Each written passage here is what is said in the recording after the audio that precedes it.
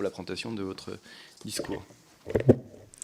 Merci, Monsieur le Président, chers collègues. Merci de m'accueillir aujourd'hui dans votre commission en tant que rapporteur de la proposition de loi renforçant la sécurité des élus locaux et la protection des maires que nous examinerons en séance publique, donc à partir de mardi prochain.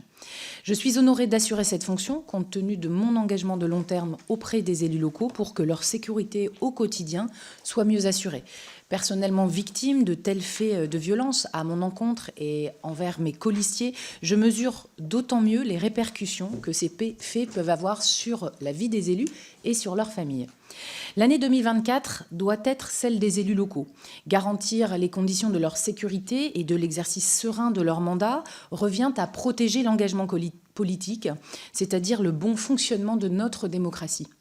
La présente proposition de loi, transmise par le Sénat, constitue le volet sécurité d'un ensemble plus large de mesures législatives ou réglementaires qui doivent permettre une rénovation profonde du statut de nos élus. Nous déposerons bientôt, Sébastien Jumel et moi-même, une proposition de loi sur le statut de l'élu qui est issue de nos travaux que nous avons menés dans le cadre de la mission d'information que vous avez évoquée, Monsieur le Président. L'augmentation très nette du nombre d'agressions d'élus, mais aussi la banalisation des injures publiques, des outrages, des phénomènes de harcèlement, notamment en ligne, appellent une réaction forte des pouvoirs publics. Je souhaite rappeler ici l'ampleur de ces violences, dont il faut cependant déplorer encore l'insuffisante précision statistique. En 2022, c'est 2265 faits d'atteinte aux élus qui ont été recensés sur le territoire national, soit une augmentation de 32% par rapport à l'année précédente.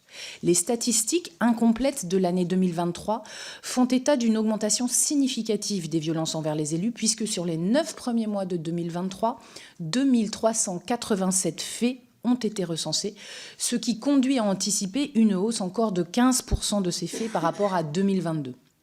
Je pense évidemment plus particulièrement aux élus victimes d'agressions particulièrement choquantes, parfois à leur domicile et mettant en danger leur famille, comme celle qu'a subie Vincent Jeanbrun, le maire de l'Haye-le-Rose. Ces violences, nous ne devons pas et nous ne pouvons pas les laisser perdurer. Il en va de l'essence même de notre démocratie. Dans 6 cas sur 10, les élus concernés par ces agressions sont des maires, élus les plus proches de nos concitoyens, mais aussi les plus vulnérables. Ce sont eux que nous devons protéger en particulier et en priorité.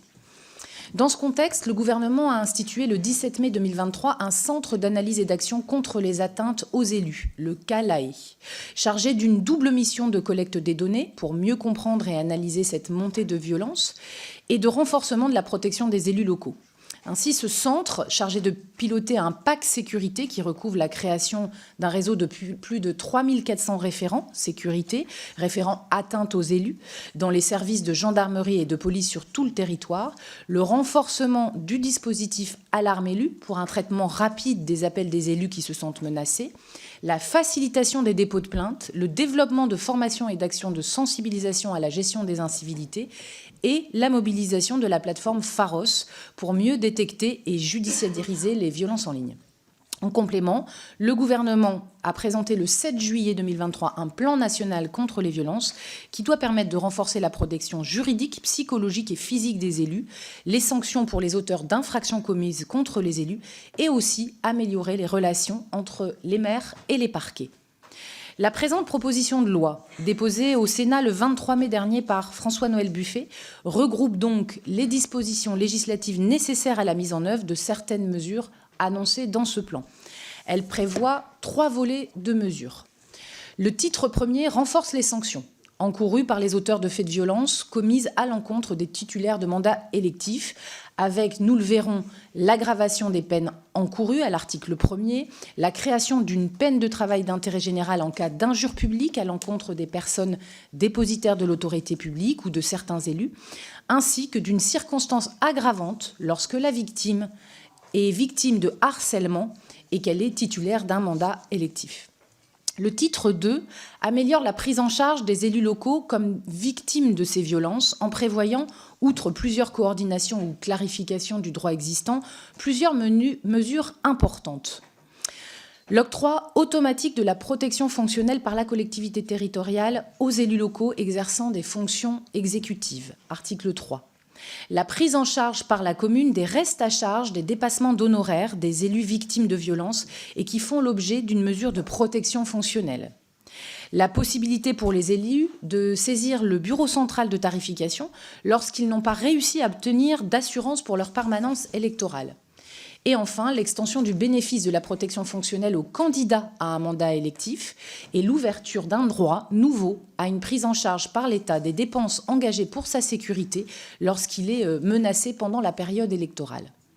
Enfin, le titre 3 a pour objectif de renforcer la prise en compte des réalités des mandats électifs locaux par les acteurs judiciaires et étatiques, en encourageant le dépaysement dans la juridiction la plus proche des affaires dans lesquelles un maire ou un adjoint est mis en cause comme auteur, en améliorant l'information des maires, notamment par les procureurs sur le suivi des plaintes qui concernent la commune, article 12, et en renforçant les conseils locaux de sécurité et de prévention de la délinquance.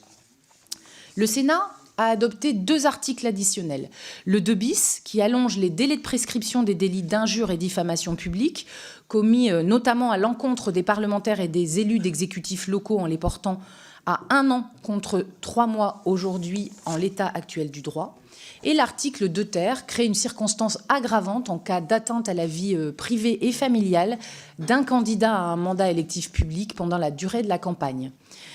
Il a aussi supprimé l'article 13 qui prévoyait un espace de communication réservé aux procureurs de la République dans les bulletins municipaux des communes de plus de 1000 habitants. De mon côté, je souhaite élargir le dispositif de protection fonctionnelle à l'ensemble des élus locaux, pas seulement ceux qui ont des fonctions exécutives, et étendre aussi cette protection à la famille des élus et des candidats, ce qui constitue une condition sine qua non de l'exercice serein d'un mandat. Je me trouve cependant contrainte par les règles de recevabilité financière de l'article 40 de la Constitution, comme tout parlementaire. J'espère donc que le gouvernement reprendra ses propositions par amendement lors de l'examen de la proposition de loi la semaine prochaine en séance publique. Beaucoup de propositions sont issues aussi de mon travail commun avec Sébastien Jumel et avec tous les élus qui ont participé à la mission d'information sur les violences et sur le statut de l'élu. Nous serons donc nombreux à défendre notre point de vue.